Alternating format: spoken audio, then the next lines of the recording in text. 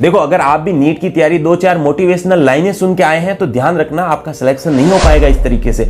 आपको एक सही स्ट्रेटेजी बनानी होगी, आपको डाटा के साथ खेलना होगा। डाटा का मतलब आप ये पता करो कि नीट में पहले कितने बच्चे सिलेक्शन हुए हैं, कितने बच्चों ने फॉर्म भरा है। ये देखो कि इंडिया में कितनी कोचिंग्स हैं, उनमें कितने बच्चे पढ़ते थे और उनका सिलेक्शन परसेंटेज निकालो, तभी पता लगेगा कि आप कहां पे स्टैंड करते हो। क्या आपकी कोचिंग वहां पे सिलेक्शन दिलवाएगी या नहीं दिलवाएगी, क्योंकि हर इंस्टीट्यूट के सारे बच्चे कभी सिलेक्ट नहीं होते हैं। उनमें से अधिकतर बच्चे रह जाते हैं और अगले साल की प्रिपरेशन करने लग जाते हैं। इसलिए आप सिर्फ मोटिवेशनल लाइनें पढ़ के मत आ जाना कि हम भी डॉक्टर बन जाएंगे। नहीं बच्चों, आप साइंस के स्टूडेंट हो, स्ट्रेटेजी के साथ पढ़ो। आप पहला काम करो, आप तैयारी करने से पहले ये काम करो कि कितनी सीटें अवेलेबल हैं, कितने नंबर लाने पे कौन सी कॉलेज मिलेगी, कितना कट ऑफ गया था अभी तक, कट ऑफ का क्या सिस्टम है। आपको इवन पैटर्न भी पता लगाओ, हर टॉपिक से कितने क्वेश्चन आते हैं, कितने नहीं आते हैं, पैटर्न क्या है, उस हिसाब से पढ़ो। ऐसे ही नहीं कि गधे की रेस में शामिल हो गए। आपको स्मार्ट तरीके से खेलना होगा, तभी नीट निकलेगी, वरना तो बहुत सारे बच्चे फॉर्म भरते हैं। इस बार भी 25-30 लाख लोगों ने फॉर्म भरा, लेकिन सीटें तो बहुत ही मिनिमम है, उतने ही सिलेक्शन ले पाते हैं। तो आप ये तय करो कि आप उस लाइन में, उस क्राइटेरिया में आते हो या नहीं।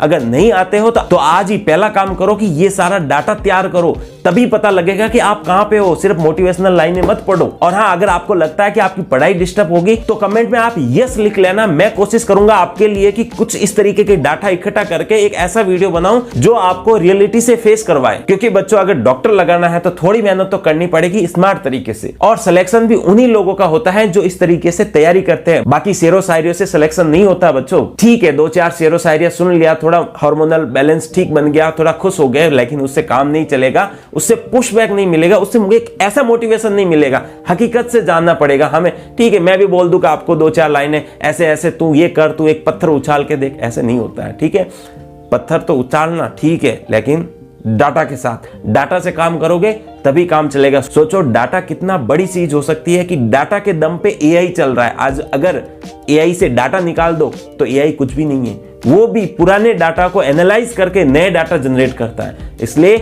आप भी डाटा के साथ खेलना सीखो, नंबर्स के साथ खेलना सीखो। अगर आपको टाइम टेबल भी बनाना है तो डाटा तैयार करो कि कितने घंटे मेरे पास हैं, कितने घंटे मैं दे सकता हूं, इस टॉपिक को कितना घंटा दूंगा, इस क्वेश्चन को कितने मिनट में सॉल्व करूंगा।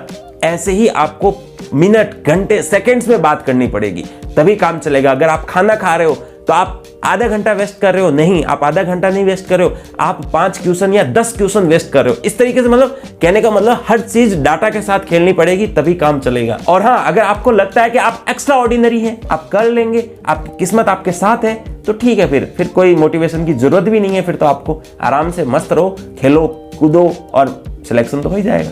लेकिन हाँ, आपको लगता है कि भाई आप इतने स्ट्रांग नहीं है, आपको लगता है कि भाई मैं एक एवरेज स्टूडेंट हूं और फिर भी लगता है कि मैं नीट निकाल दूंगा, तो आप डाटा के साथ थोड़ा वाकिफ हो जाइए, ताकि थोड़ा अच्छा लगेगा, आपको एक नया स्ट्रेटेजी मिलेगा कि किस तरीके से तैयारी करनी। और वैसे भी अभी टाइम बहुत ही कम पड़ा है, दिसंबर निकलने वाला है। अब आपके पास या तो किसी के बोर्ड्स के एग्जाम चल रहे हैं तो बहुत सारे तो बोर्ड के एग्जाम में बिजी हो जाएंगे, जो ड्रॉपर हैं वो पूरी तरीके से एग्जाम में लग जाएंगे। तो अब तक तो शायद कोर्स आपका हो जाना चाहिए था। अगर नहीं भी हुआ तो कोई घबराने वाली बात नहीं है। अभी हमारे पास इतना टाइम बचा है कि उस कोर्स को रिकवर कर सकते हैं और साथ में रिवाइज भी कर सकते हैं एग्जाम से पहले। ठीक है, बाकी तो आप पढ़ाई करो। All the best.